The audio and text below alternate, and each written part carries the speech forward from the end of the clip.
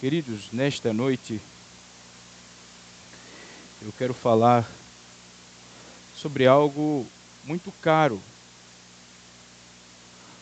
para mim, muito caro para a palavra de Deus. E eu acredito que precisa ser muito caro para cada um de nós: relacionamentos. Mas nesse pressuposto, o relacionamento com Deus.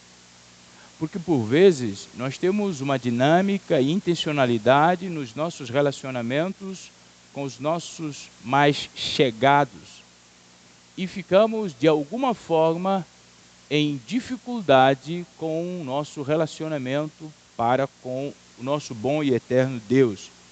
E eu quero te convidar a abrir a sua Bíblia comigo no Evangelho de Jesus Cristo, segundo relatos de Mateus, capítulo 2, vamos ler os 12 primeiros versículos. Diz assim a palavra do Senhor: Jesus nasceu em Belém, na Judéia, durante o reinado de Herodes. Por esse tempo, alguns magos sábios das terras do Oriente chegaram a Jerusalém e perguntaram: onde está o recém-nascido, o rei dos judeus? Vimos sua estrela no Oriente e viemos adorá-lo. Ao ouvir isso, o rei Herodes ficou perturbado, e com ele todo o povo de Jerusalém. Reuniu os principais sacerdotes e mestres da lei e lhes perguntou: onde nascerá o Cristo? Eles responderam: em Belém da Judéia, pois assim escreveu o profeta. E você, Belém, na terra de Judá, não é a menor entre as principais cidades de Judá, pois de você virá um governante que será o pastor do meu povo Israel. Então Herodes convocou os magos em segredo e soube por eles o momento em que a estrela tinha aparecido. Vão a Belém e procuram o menino com atenção, disse ele. Quando o encontrarem, voltem-se e digam-me, para que eu vá também adorá-lo e adore. Pois após a conversa com o rei, os magos seguiram seu caminho, guiados pela estrela que tinham visto no Oriente. Ela ia diante deles até que parou acima do lugar onde o menino estava. Quando viram a estrela, ficaram muito alegres. Ao entrar na casa, viram o menino com Maria, sua mãe, e se prostraram e o adoraram.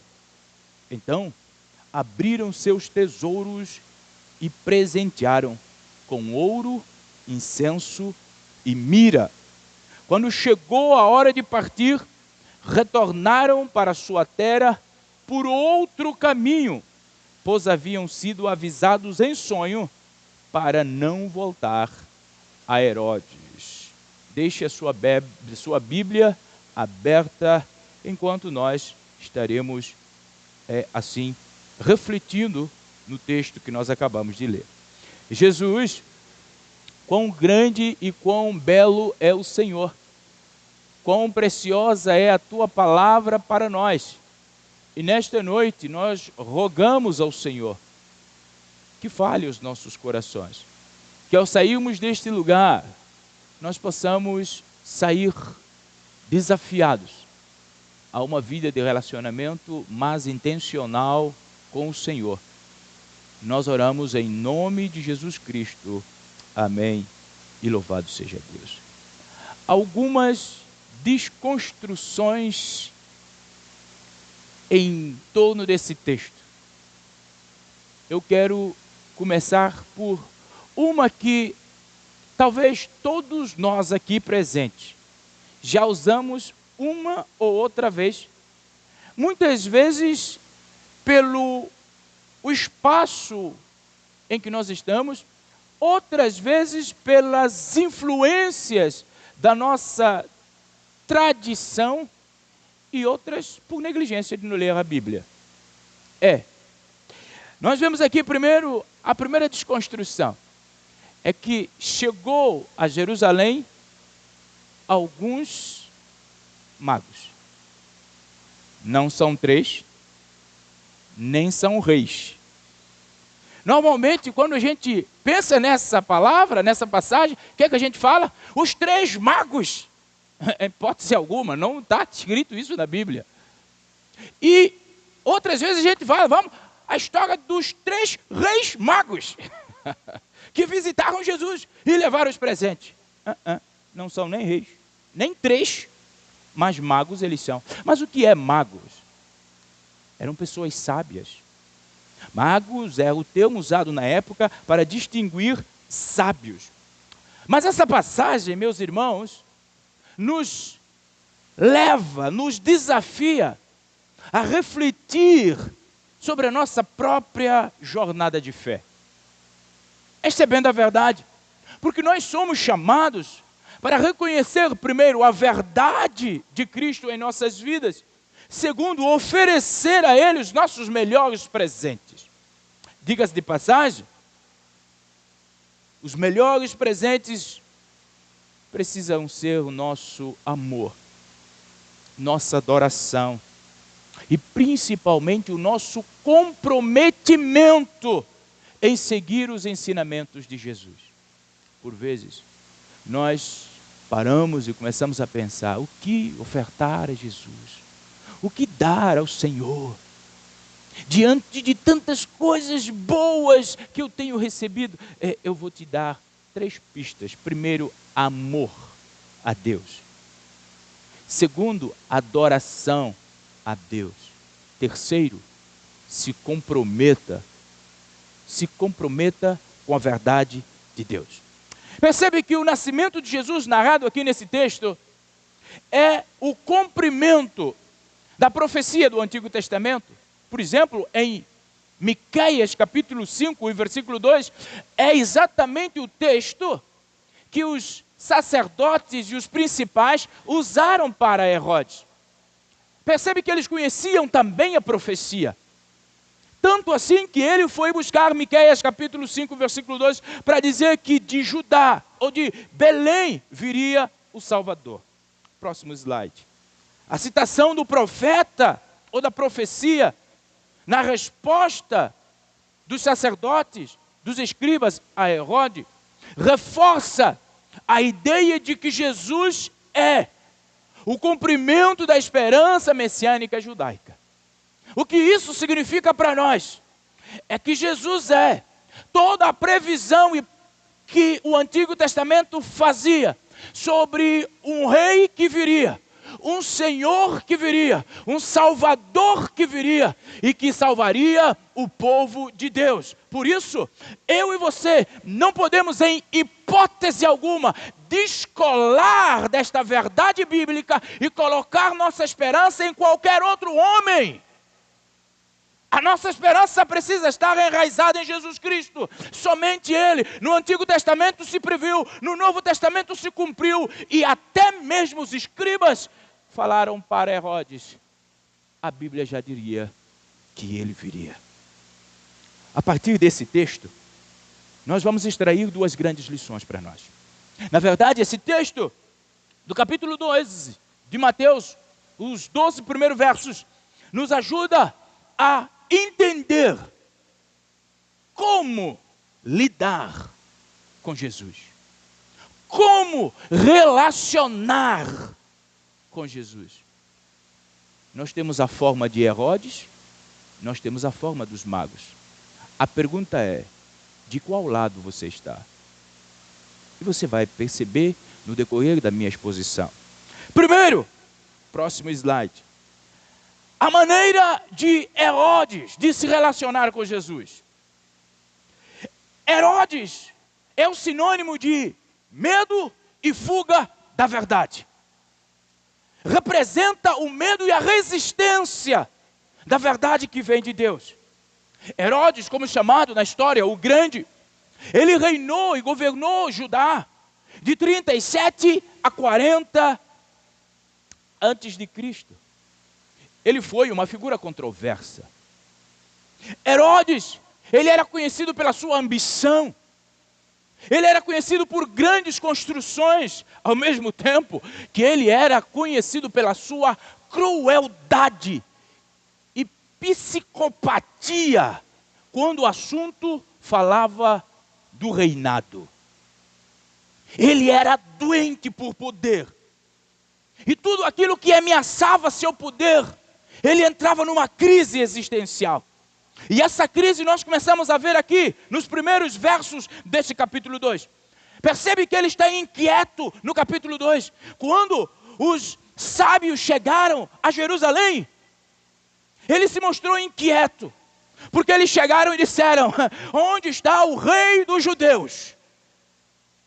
Aqui mostrou o medo de Herodes de perder o seu poder. E o que ele faz? Agora ele tenta manipular os magos. Versículo 7. Ele tenta manipular os magos para saber qual é a localização de Jesus. Mostrando para nós hoje, e a despeito do seu pensamento, que ele estava disposto a usar todos os meios enganosos para proteger a sua posição. Herodes, meu irmão, ele estava com medo, porque ouviu que o rei dos judeus houvera nascido.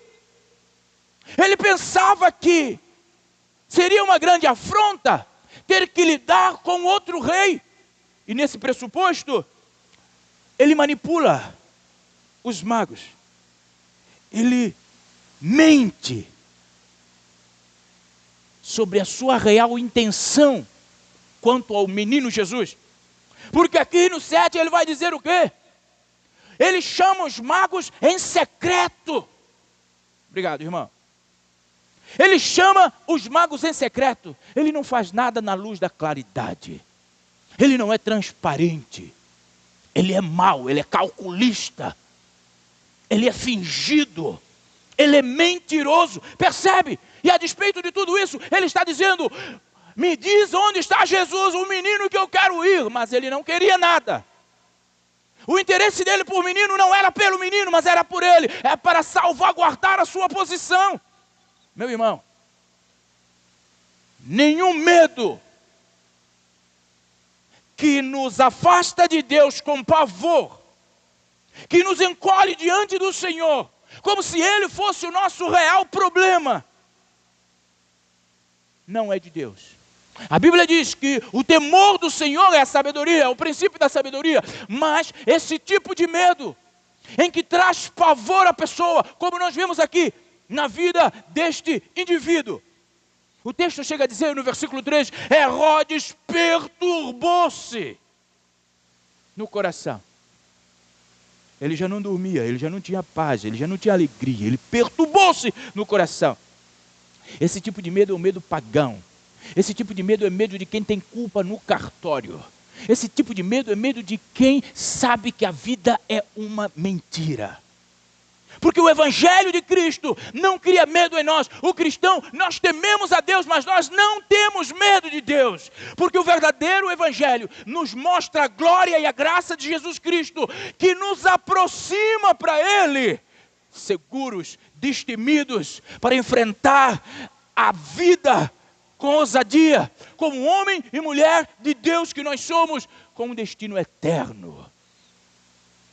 Temer a Deus. Próximo slide.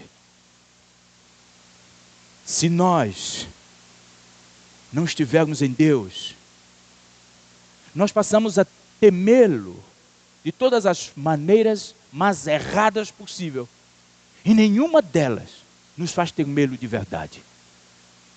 Quando o homem que, a despeito de estar em um prédio escrito igreja, mas tem essa postura de Herodes, ele tem medo de Deus porque não quer que o Senhor revele qual é realmente as suas próprias intenções.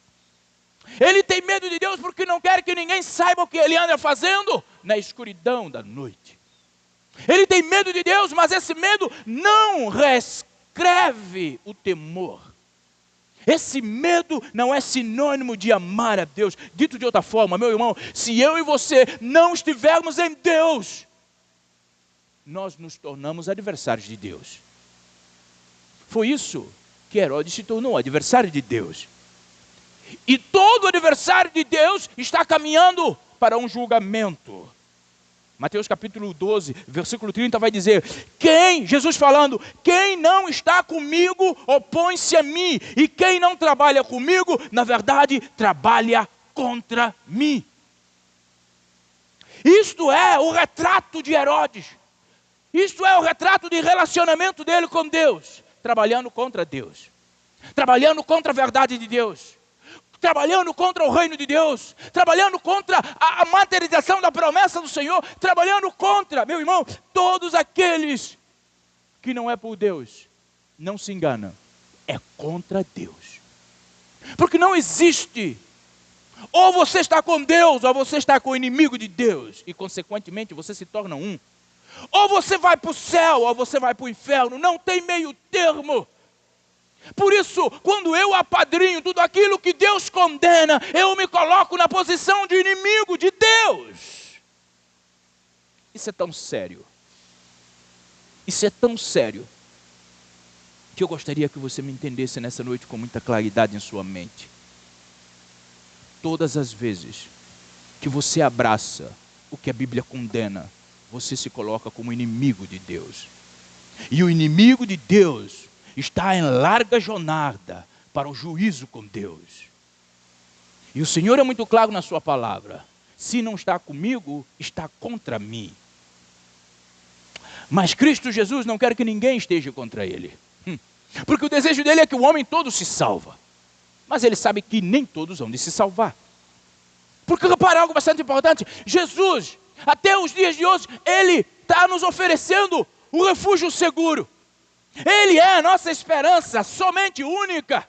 E repara o que ele vai dizer aqui. O salmista em Salmo 91, o verso 9 ao verso 11, ele diz assim: se você se refugiar no Senhor, se fizer do Altíssimo seu abrigo, nenhum mal te atingirá, nenhuma praga se aproximará da sua casa. Pois Ele, o Altíssimo, ordenará aos seus anjos que o protejam aonde quer que você vá. Nós precisamos deste abrigo. Nós precisamos de Cristo como nosso abrigo, por vários motivos. Mas eu quero te dar só um motivo porque você precisa de Cristo. Se você não tem Cristo, você é tudo que você tem. E se você for tudo que você tem, você é inimigo de Cristo.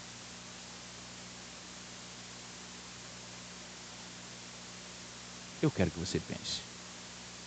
Repara algo bastante sério. A maneira que Herodes relaciona com Cristo é para se livrar de Cristo. Herodes não se relaciona com Cristo para amá-lo, para ser o Senhor da sua vida. Não, ele quer eliminar, livrar-se de Jesus Cristo. É a pura hipocrisia aquilo que nós vemos aqui no versículo 8. Repara aqui. O versículo 8 diz para nós o quê?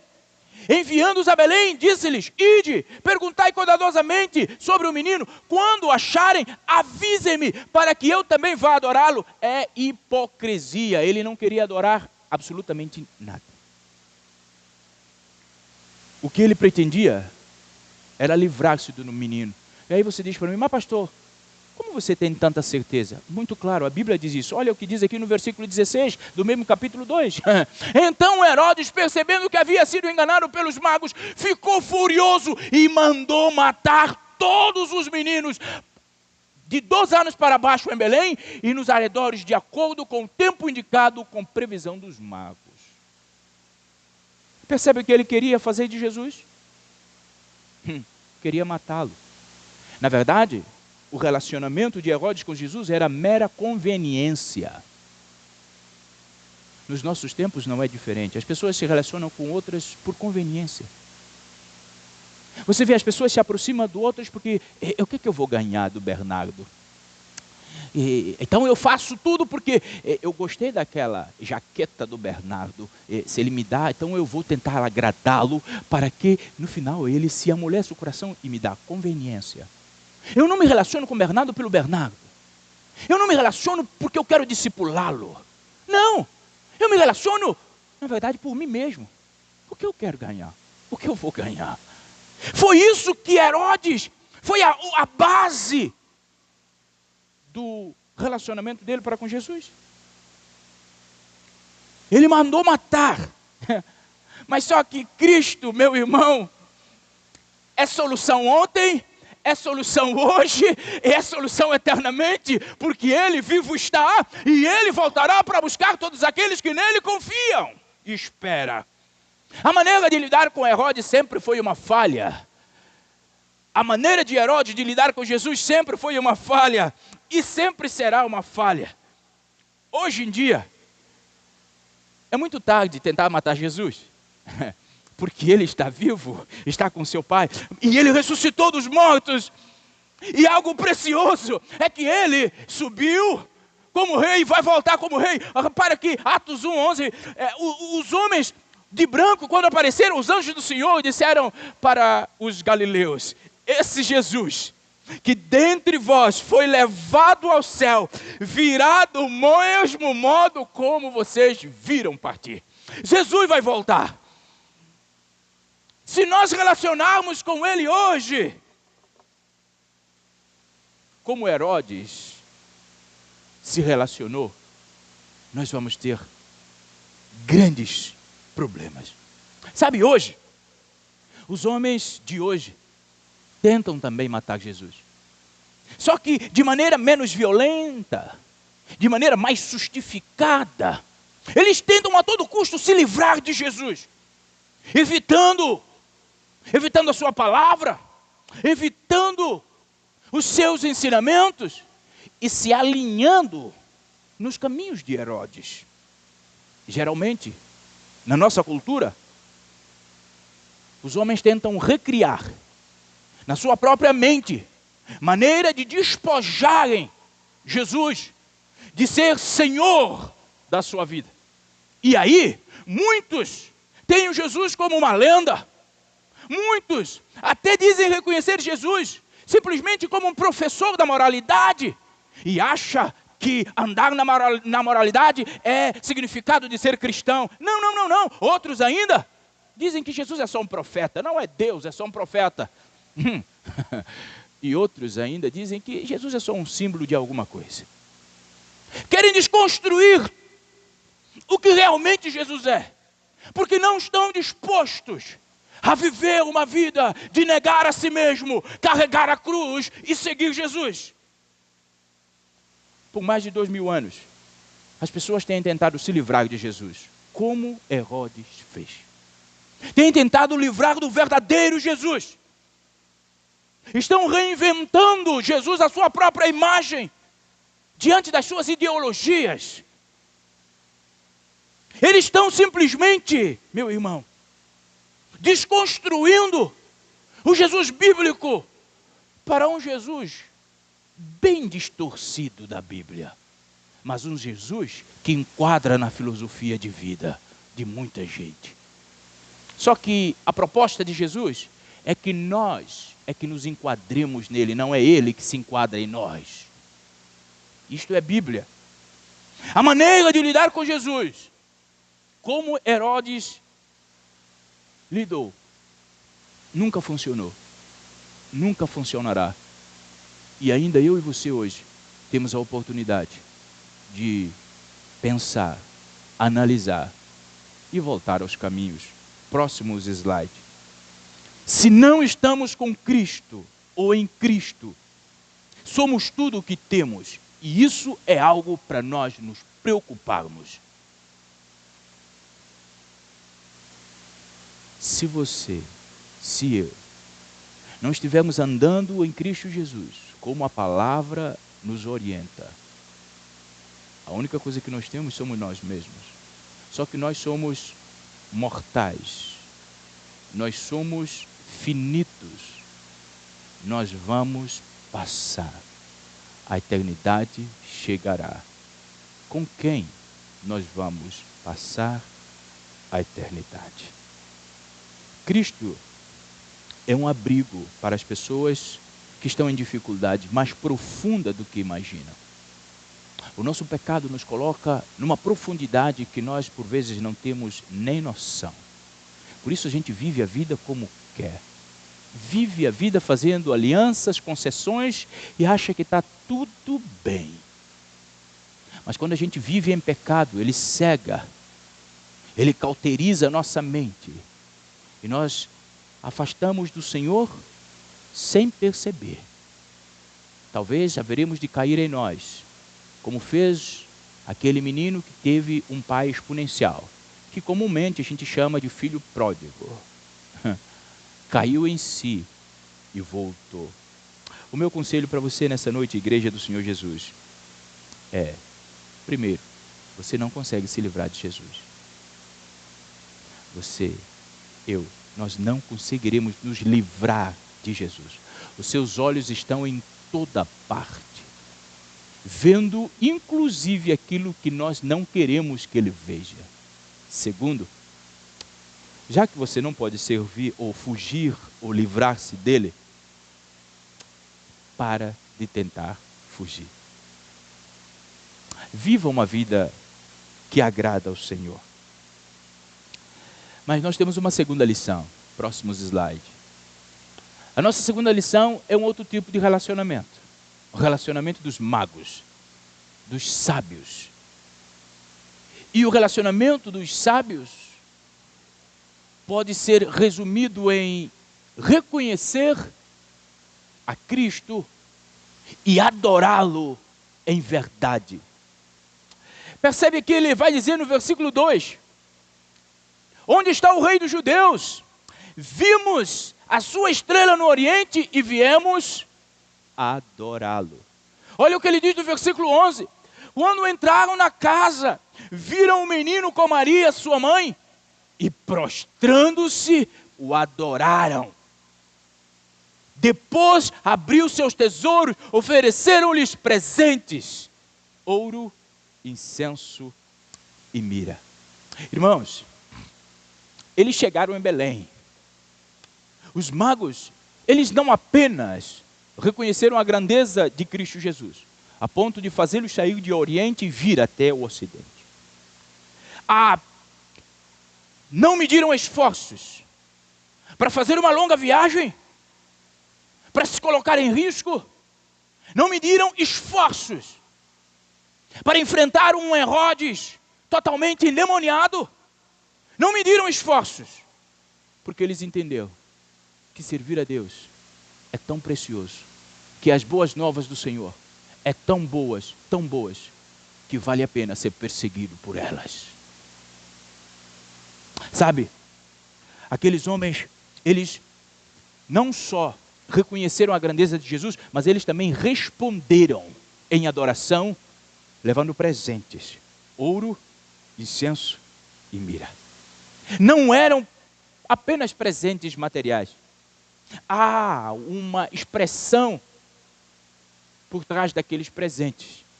Uma expressão do reconhecimento da realeza de Cristo, da divindade de Cristo e da humanidade de Cristo. Eles reconhecem que só Cristo é digno da nossa lealdade e fidelidade. Eu costumo dizer, se você, marido, se você for fiel a Deus, você vai ser fiel à sua esposa. Se você, patrão, se for fiel a Deus, vai ser fiel aos seus empregados. Você, empregado, se for fiel a Deus, vai ser fiel a seu pai. Mas se não for fiel a Deus, corre longe desse tipo de gente. Próximo slide. Sabe o que esse texto nos encoraja, nos convida a refletir como nós temos respondido, como nós temos nos relacionado com Deus.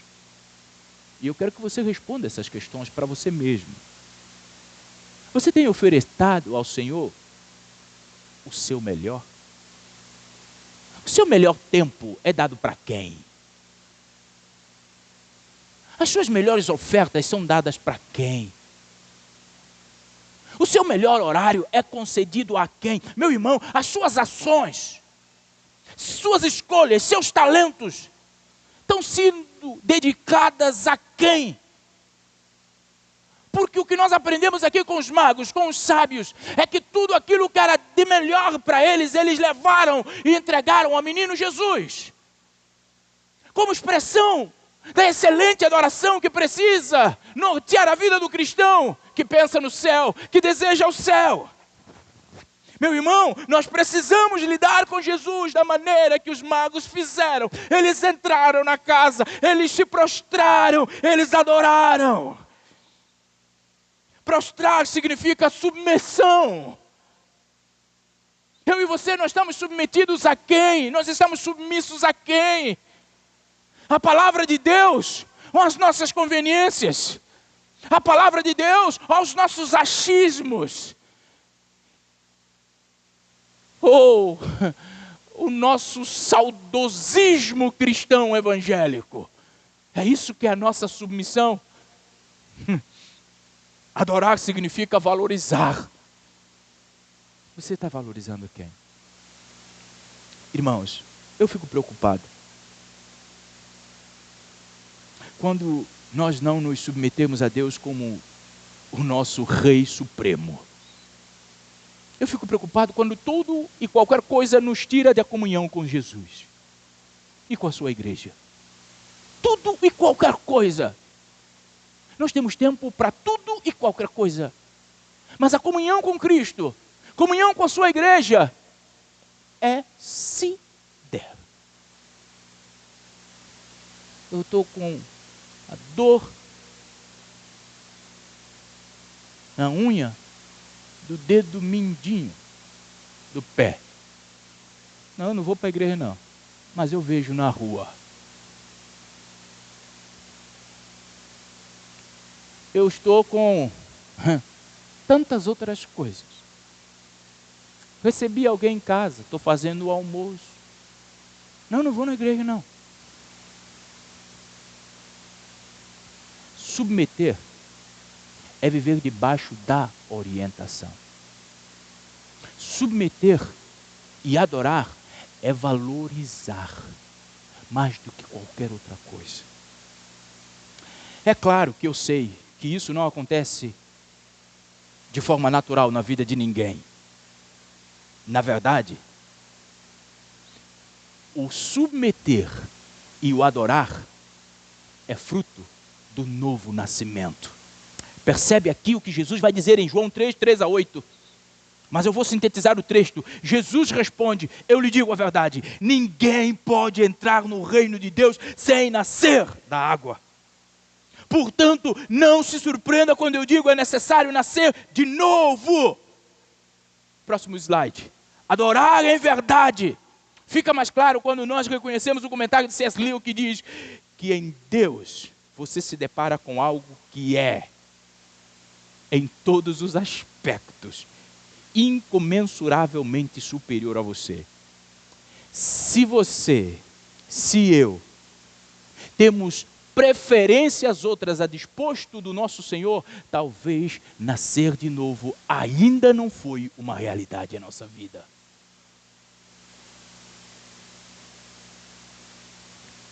O nascer de novo é acompanhado de fruto. O nascer de novo é acompanhado de compromisso. Dito de outra forma, próximo slide, adorar a Deus é uma abertura para nós fazermos a vontade de Deus, não a nossa vontade. Dizer que adora o Senhor, dizer que ama a Deus, mas vive fazendo a sua vontade. Em hipótese alguma conhece ou reconhece Deus como Senhor da sua vida, porque as suas escolhas estão denunciando isso. Meu irmão, falta ainda o novo nascimento. Adorar a Deus é um passo em arrependimento, é afastar-se do mal, inclusive da aparência do mal. O que o escritor sagrado nos desafia não é só nos desviar do mal, é da aparência. Aquilo que o outro pode ver e perceber como maldoso, eu saio fora, porque eu carrego um nome que é maior do que o meu, cristão. Mas se isso não faz sentido para mim, talvez o novo nascimento ainda não aconteceu. Sabe, isso precisa ser traduzido na nossa vida, meu irmão, com as nossas simples escolhas do dia a dia, com a prática da palavra do Senhor. É ajustar a nossa vida, é ajustar as nossas escolhas, é ajustar os nossos sonhos com aquilo que Deus revela sobre nós e sobre Ele na sua palavra. O exercício da leitura da palavra de Deus não pode ser simplesmente ordinário na nossa vida. O que eu quero dizer com isso? Você lê a palavra como seu hobby, mas ele não te transforma, ela não te transforma. Você não dá espaço para que a palavra de Deus te transforme. Então ela se torna um exercício ordinário, já está na sua ordinariedade. A palavra de Deus para nós precisa ser um exercício de transformação. Transformação. O que eu era ontem eu não posso ser hoje. A minha infidelidade ontem não pode continuar hoje. Eu por vezes, irmãos, eu me pego a pensar, como dizer que me relaciono com Deus se não sou transformado? Percebe que os magos, eles para nós hoje é o exemplo desta adoração intencional, porque nós percebemos uma transformação da parte deles. Isto, a despeito deles não serem judeus, eles receberam, isso fala algo bastante importante, da salvação universal, porque o Senhor, Ele quer salvar todo o homem. Isso precisa nos empolgar a pregar a palavra, a fazer discípulos nessa cidade, a não nos dar por contentes sendo salvos e a salvação morreu em nós. A palavra precisa nos transformar.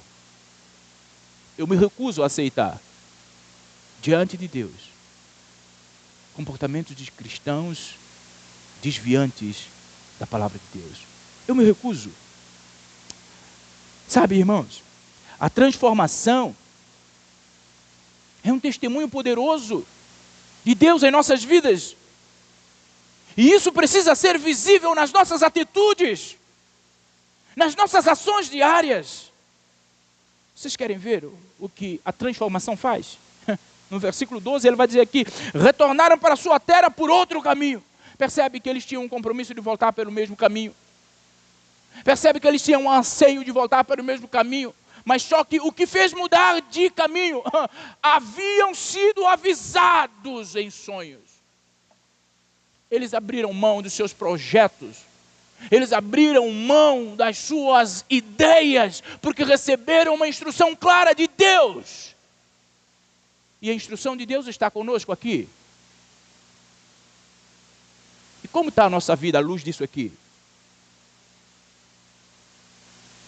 Ou a nossa vida está à luz da mesmice?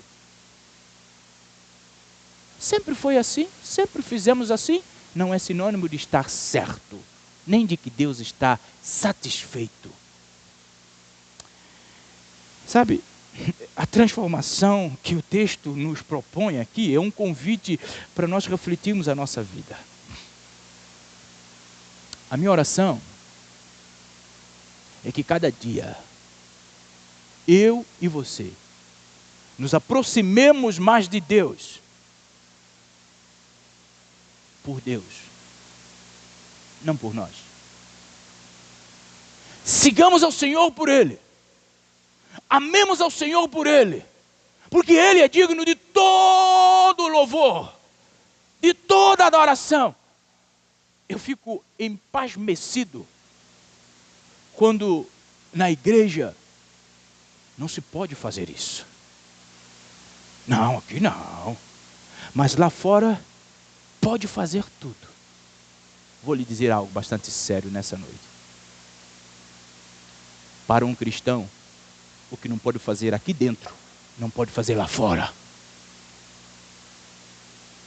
Eu quero que você escreva isso no seu coração, com as letras bem garrafais. O que o cristão não pode fazer aqui dentro, ele não pode fazer lá fora, porque ele vai comprometer o testemunho cristão. O meu desejo é que nós nos aproximemos de Deus em intimidade, em sabedoria, para que o nosso Deus seja glorificado em tudo o que a gente faz. Isto é um compromisso com os céus. Deus precisa ser glorificado na sua oferta. Por isso você precisa tomar cuidado com o compromisso que você faz com as suas ofertas e com seus dízimos diante do Senhor. Não pode ser uma barganha, não pode ser uma moeda de troca. Deus precisa ser louvado, engrandecido. Eu tenho dificuldade em entender um cristão que não honra Deus com suas ofertas e com seus dízimos. Eu tenho dificuldade. Porque se no pouco nós não somos fiéis, o novo nascimento não aconteceu.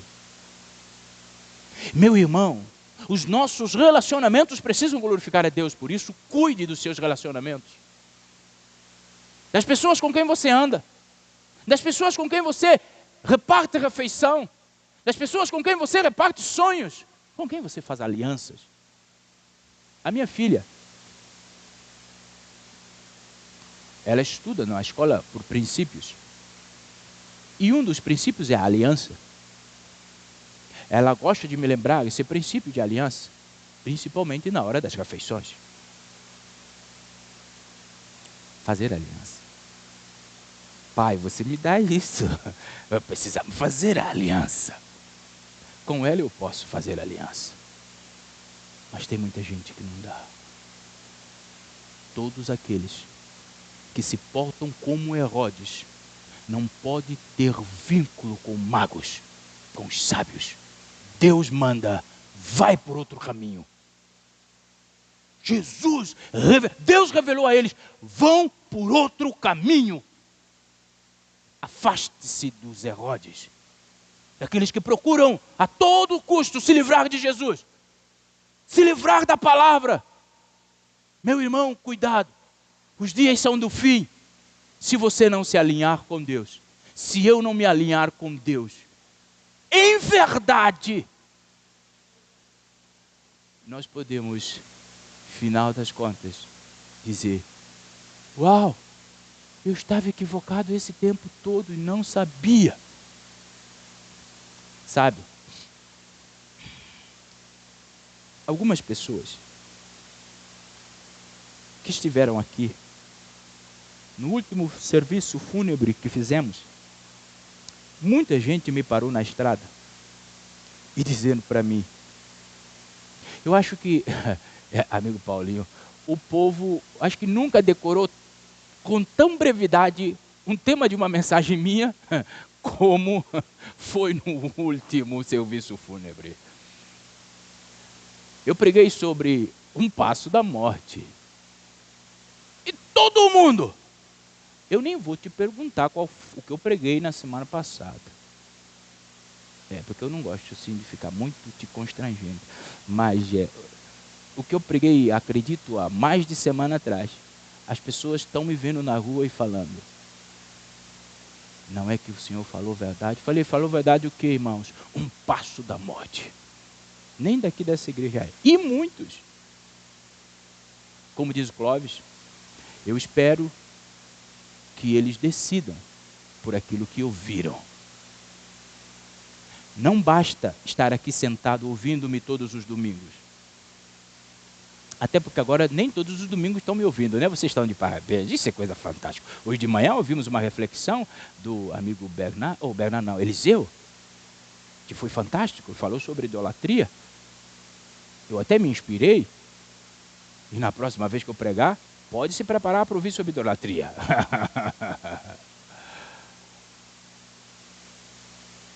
Não basta gostar. Eu quero que o pastor pregue. Não basta gostar. Precisa praticar. Porque é isso que vai transformar. Eu quero terminar nessa noite te encorajando a se relacionar como os magos se relacionaram. Sabe, a mudança quando acontece em nós pela graça de Deus, quando o novo nascimento acontece de verdade nas nossas vidas, nós nos tornamos beneficiários do propósito pelo qual Jesus nasceu. E Jesus, ele diz isso com muita claridade. Em Mateus capítulo 20, versículo 28, ele diz: o Filho do Homem não veio para ser servido, mas para servir e dar a sua vida em resgate por muitos. Que notícia maravilhosa! Essa é a melhor notícia que o mundo pode querer ouvir, ou na verdade, que o mundo deveria querer ouvir. Hoje em dia, nós vivemos em um tempo de más notícias. Você pode ver isso todos os dias. Você que é um bom e atento leitor, percebe isso em cada jornal, seja digital, seja impresso. Você que gosta de televisão, também percebe isso nos telejornais da vida. Pensa num tempo de notícias ruins e muita gente aplaudindo. Nós cristãos, temos um privilégio muito grande, porque em meio a esse caos do tempo presente, nós temos uma boa notícia que precisamos dar para trazer luz a esse tempo. A questão é que por vezes nós nos envolvemos tanto em más notícias que calamos as boas notícias com os nossos comportamentos. Mas a boa notícia que Jesus nos dá é boa por dois motivos. Ele não veio ser servido. Ele veio servir e dar sua vida. Isto é alegria.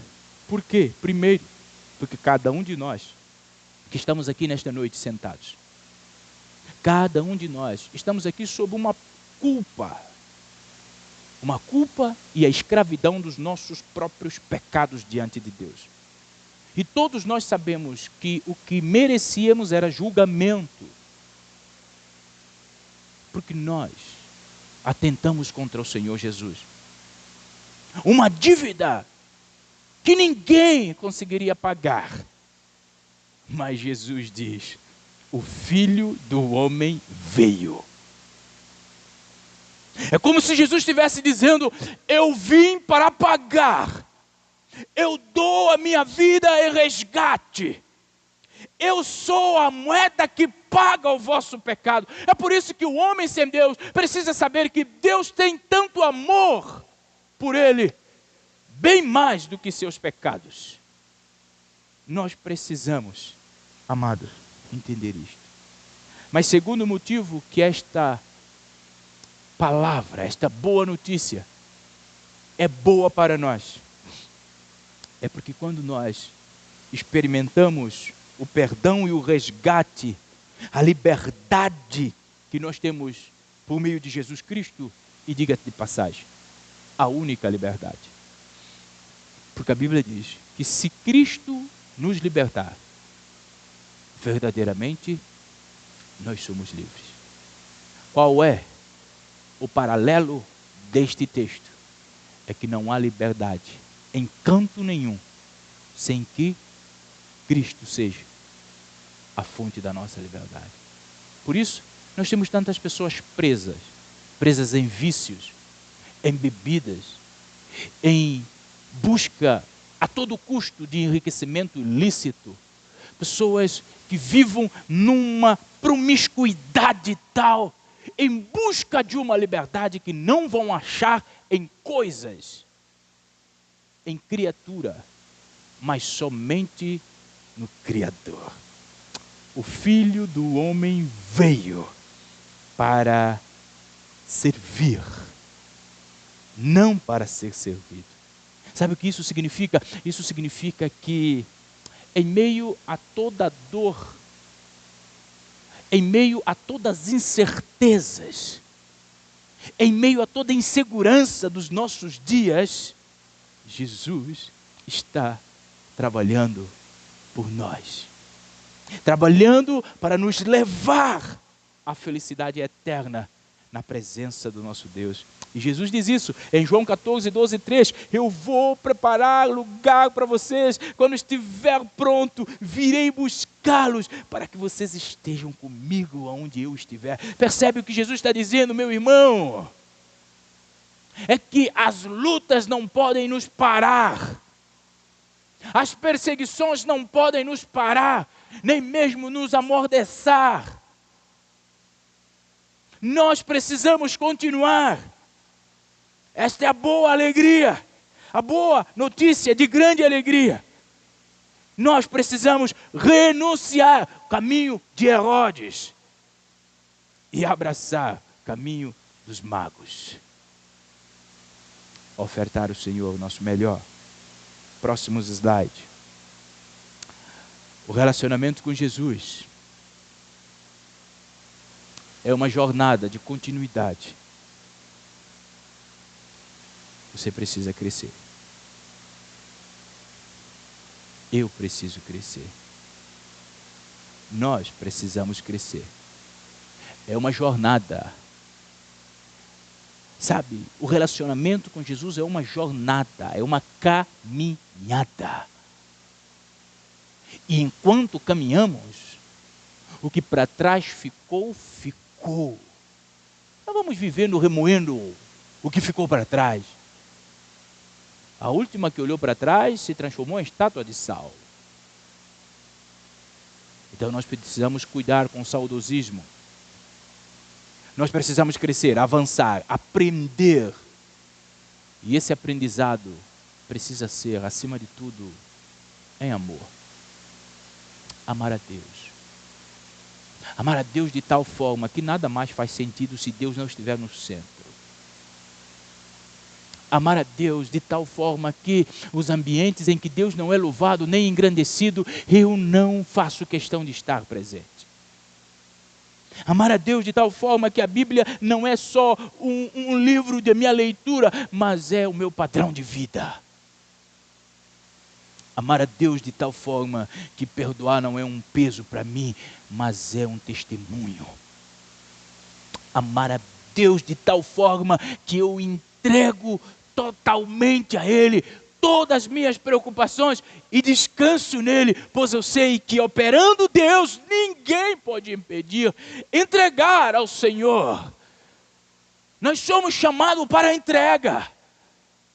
Os magos não vieram diante do Senhor com mãos vazias. Eles entregaram ao Senhor.